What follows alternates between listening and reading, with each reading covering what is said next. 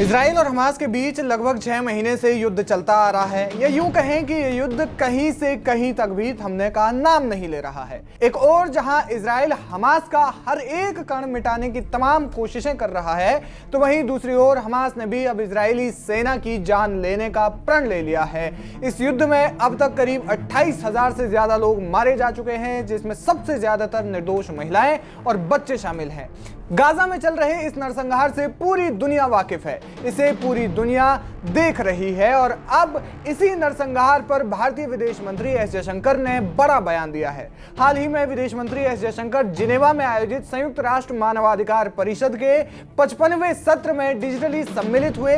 उन्होंने कहा कि गाजा में संघर्ष बहुत चिंताजनक है और इससे उत्पन्न मानवीय संकट के लिए एक स्थायी समाधान की आवश्यकता है। उन्होंने कहा, संघर्षों से उत्पन्न मानवीय संकटों के लिए एक स्थायी समाधान की आवश्यकता है जो सबसे अधिक प्रभावित लोगों को तत्काल राहत दे। साथ ही हमें स्पष्ट होना चाहिए कि आतंकवाद और बंधक बनाना अस्वीकार्य है। यह भी कहने की जरूरत नहीं है कि अंतर्राष्ट्रीय मानवीय कानून का हमेशा सम्मान किया जाना चाहिए। इसके अलावा विदेश मंत्री ने भारत की लंबे समय से चली आ रही स्थिति को भी दोहराया कि फिलिस्तीन मुद्दे का 2 राज्य समाधान होना चाहिए। उन्होंने अपने बयान में कहा, फिलिस्तीनियों की सुरक्षा जरूरी है। संघर्ष विराम प्रयासों को 2 राज्य समाधान की तलाश पर भी ध्यान केंद्रित करना चाहिए ताकि फिलिस्तीनी लोग सुरक्षित रहें। गौरतलब है कि इजराइल और हमास के बीच ये जारी जंग खत्म होने का नाम नहीं ले रही है। गाजा में नरसंहार और भुखमरी इतनी बढ़ चुकी है कि अब वहां के लोग इन्हीं कुछ कारणों के चलते अपनी जान गंवा रहे हैं। पर सवाल ये है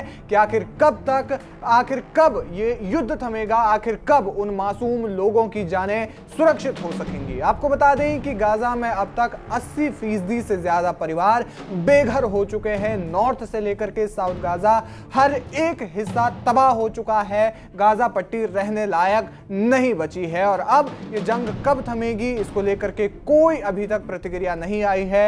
हालांकि बेंजामिन नेतन्याहू जो इजराइल के प्रधानमंत्री हैं, उन्होंने साफ कर दिया है कि जंग हमास के अंत के बाद ही खत्म होगी। क्या कुछ कहना चाहते हैं आप एस जयशंकर के इस बयान पर? हमें कमेंट सेक्शन में जाकर जरूर बताएं। वीके न्यूज, राष्ट्र के नाम।